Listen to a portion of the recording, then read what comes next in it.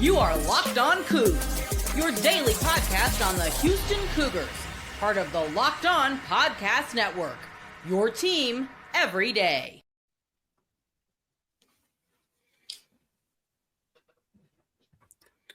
Locked On Coogs, Park Rangers, Martin Marroquin, breaking down some portal additions. All right, we actually spent the second segment talking a lot about the roster with guys that were returning. Not a whole lot of portal names mentioned. But Houston has had a pretty strong portal class with a lot of names on it. The Avalanche kind of started with Connor Weigman there at the start, and a bunch of offensive guys followed. 5 linemen, I think, came. 5 offensive linemen came in like the next 3 or 4 days. You literally did this work as far as when you were in building on staff. You have looked at this more analytically from a seat where you're writing with Go Coogs, and you do some scouting work with professional companies. I guess my thought is, as you look at the Houston roster, as you look at what they've done, are they truly done with the portal? What are they missing? Are we looking for another couple booms in the next few days? Or is it really just like they've got what they got now? We got to get spring practice. It's tough to say because I don't know that the big time guys that would hit the portal right now that they would want are going to be available to them. We kind of talked about maybe it would be nice to have a true pass rusher to add to the mix of guys that they have, but I'm not really worried necessarily because I don't know what the hell they're going to do defensively. I think I do like the talent at each level that they have acquired. So I'm more interested in just figuring out like what the plan is, not because I know of a good plan. I'm just curious what they're going to do with the talent that they brought in. And offensively, I was actually thinking about the fact that they missed on the tight end that went to Texas Tech, but Slade Nagel would have recruited Treville Frederick, who came over, was initially, I believe, committed to Tulane. He's now a Coug. So, they might be happy with what they have in the tight end room. I mean, he helped recruit the kid, and now he gets to coach him. Right. Good point. They brought in the kid from Tulsa, who we both really like. They won some big additions in the wide receiver room. They added Dean Connors to the running back room. A very good running back room already. So very good running back room already.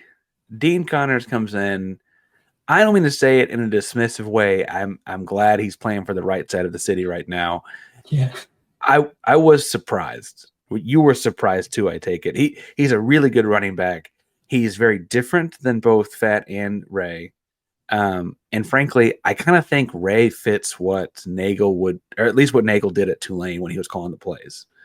And so we're both high on Ray. I think you were actually high on him much earlier than I was. But I'm certainly high on him after watching him play the last half of the year.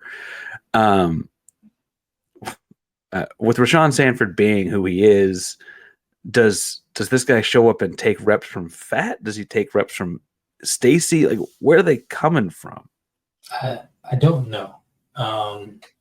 My guess would be I tried to check just on like his eligibility because he was a JUCO guy, so it may be that he had a year left and he was like, well, Houston is essentially a step up in competition. If I win a battle there and get more carries, maybe it helps his draft stock. Could just be the kid wanted another year of playing college football after getting a degree from Rice. I'm assuming he got a degree from there. Good for him if he did. He was there a while, I think. So. Yeah. I think he was there he was there 3 years. So yeah, I imagine he did. But like I said, he was a JUCO guy. Could have just decided with the other year he wanted a chance to play more football because he hit the portal late. So hit the portal late, and it was after the JUCO thing. I don't know. This is where a better researcher would have answers, and I'm sure someone else does. I don't know if he's got like family or something keeping him to the city of Houston. Maybe I don't know, but he clearly he went to high school in Hawaii, so I don't know. No, I mean yes, not like old family, like a girlfriend or right or whatever, right? Like is there something keeping him to the city right now? He's like, I can play another year here. That's awesome, or whatever. He runs really hard. I'm not upset about adding him. I just don't know when he plays. Right. I mean, he might be. Well, no, Stacy's a really good receiver out of the backfield, so it's not like they were missing anything there. But Like his 2023, he averaged 6.5 yards a carry and like 9.5 yards a catch. So he's dynamic. He's good out of the backfield as a receiver. So maybe that gives him another outlet. Well, the video I found of him on YouTube is 2024, but I almost think that 2023 stats are indicative of how we would look next to a Weigman and the receivers that we have on this team, because that was a really good Rice offense, actually. If you go back and remember, Daniels, JT Daniels was the quarterback. The McCaffrey kid was there still. So, not just because they beat Houston that year, but honestly, I think that was a much better Rice team. For sure. And that, he fit in pretty well there. But I think Rashawn Sanford's going to be the guy. I think he's going to be the lunch pail guy for a lot of this year. I don't know. Well, yeah. I mean, everybody that was getting carries is still here. Everyone that was getting carries. Yeah, that's fair. So yeah, I mean, they're going to have to find, I mean, maybe the offense sustains drives better. So they play more snaps and there are more carries to go around. But I mean, again, great addition to the team. Always want to get talent where you can. It seemed like it may have been a low effort recruitment because the kid was a mile away. I mean, he realized he had another year and he was just like, hey, can I come play for you? Like, I mean, I'm guessing it was something like that. Well, and for what it's worth, I would say that probably speaks, if that's exactly how it played out, that would speak pretty highly of the staff to me, where the kid's like, I want to go across town, actually. Like, that speaks good on Fritz and Nagel and whomever. Well, yeah, I mean, they ran all over Rice. So maybe he saw that and was like, well, the team's going to be better and they're going to run the ball. They got, when we talked to the offensive line, they got a couple offensive linemen, the guard type guys that can really run through people. I don't know what position Agnello plays, but he can run through people. So I guess that's back to the question. They went out and got a running back when they weren't missing that. Are they missing anything as you see it? I mean, on paper, I would say no. Is this team going to win the Big 12? I don't know, because we haven't seen them play on the field together yet. We don't know what the defense is going to look like schematically, but we do know the talent that exists there. Even with the guys leaving, talent that was in place was pretty good. The secondary is fully intact. They've added depth from SEC programs, guys that were getting, 100, 200 snaps. Will James played like 600 or 700 snaps, I think, for Southern Miss. So I mean, they're bringing in guys who have played a ton and guys who have played, people would say, more competitive league or better competition. I guess is the better way to phrase it. But, the question marks are just how guys play with more snaps, I would say. Keith Cooper is the biggest spot to replace. Batten obviously had a really good year, but I do think Latriv McCutcheon is going to be a star. I just think he's going to be incredible when he gets a chance to play a lot. So is he going to immediately be what Batten was? I don't know. But do I think he's going to make a ton of plays while he's figuring out how to play? Absolutely. I don't know what the answer to that is, because truthfully, it's like you said, you just can't replace Keith Cooper. And I think the other thing too is, like, as a guy that likes watching the line, especially on my second watch through game, I focus on it a lot. I think Keith was, I don't know what the percentage was, and I should be able to find that, but Keith Cooper's double teamed a lot. Like, he made a lot of other people's job easy. He still won his one-on-ones. He still won his battles against those double teams and got a bunch of stats as well. But those kind of things where he's getting the double team percentage and whatever doesn't always show up because other guys make plays.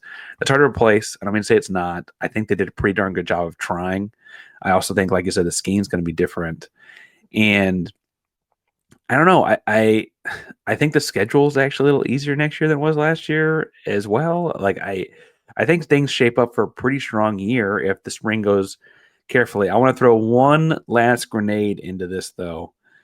The one thing that no one ever gets in the transfer portal, because why would the kids show up, is they didn't get a backup quarterback. They kept Zion. Weigman's the starter, presumably. I don't know why he would come if he wasn't right. He also was pretty solid. But Weigman's been hurt, like, kind of often. And that's kind of the only derailing thing. But I also know realistically, well, I'd be pie in the sky, go get a backup quarterback. realistically, no quarterback is throwing their name in the transfer portal to come be Houston's backup, right? Like that's not a thing that was out there. So I don't know how critical that I can be, right? Like you did this for a living. That's not what people do. No, I mean, there was a situation like with us. We got Lucas Coley after his first year at Arkansas, and he kind of understood like, well, I'm not coming here to start because Clayton Tune is still here. Right, play behind Tune for a year, right? That was his thought. Right, and that's just not the situation that exists. So it would be tough to do that, especially with Zion staying. If Zion left, maybe you can talk to a kid that, to just finish his freshman year and doesn't like where he is, doesn't like the offense. Maybe the staff got fired, they recruited him. There's that situation. But, as far as I know, I haven't heard any confirmation that Caleb McMichael is not going to still be there. Well, and there was it was kind of hipstery, trendy kind of feeling, but there were people saying in the spring, like, "Hey, this McMichael kid's pretty good." Yeah. Who knows what happens if he doesn't get hurt? So right, and so that could be a good sign that Houston isn't trying to push that kid out because they're like, well, maybe we want you to stick around because you're not 100% certain with what's going to happen with Austin Carlisle in a couple of years, what kind of player he's going to be, or Keyshawn Henderson shows up day one as the best wide receiver on the team. I should stress that I assumed Austin's redshirting. I guess I don't know that. Most quarterbacks do. It's incredibly difficult to play year one. It's not impossible. It's really difficult. And they brought in a guy to be the starter. I think it's very obvious that's the plan, but I guess no one has said that. He just hit 26 miles an hour on the treadmill this week. He is a crazy athlete. But I guess I didn't say his name because I assumed he was redshirting. Maybe that's not fair. I don't know. Right. Well, yeah, I guess I was just more making the point that they're not going to get somebody to be the backup because in their mind they might have options that they like, assuming that was a course of action they had to take. Well, and I guess if Weigman got, knock on wood, I wanted to have. If Weigman did get hurt and had to miss extended time, you could tear a red shirt. You could pull. I guess that's not permanent. Yeah. I don't know. Martin, you do a lot of work, and I don't know what you want to plug. Marroquin is the place to follow you on social media these days. But what are you working on? Where can people see you and your work? I'm kind of waiting for the end of this week, really, because I think classes start for U of H on the 12th or 13th. And so that should be when they're done with the transfer portal, because once classes start, you can't really have a kid enroll. But yeah, so I'll be writing something for Go Coogs at that point about just the class in general and how things might shape out. And I am kind of trying to kick something off and doing like a portal review of going conference by conference, whether that's a podcast or something to that effect. I'm not sure. It's still in the works, but yeah, maybe a couple of weeks, maybe a month down the road, I get started on that. And that's at Marroquin, spelled phonetically for the folks that are listening on audio platforms, MAHROWKEEN. Martin, thanks again for stopping by. I don't know anyone else watching U of H transfer guys, certainly not as much as you are. I think I'm the only other guy doing it. I don't know, but I'm happy that you and I are doing this kind of thing. And frankly, what's going to happen now is we're going to hit publish. We're going to hit send. It's going to go live on Wednesday, and some massive tight end is going to sign Wednesday night. That's what's going to happen. Go Coogs. Yeah, of course. Yeah.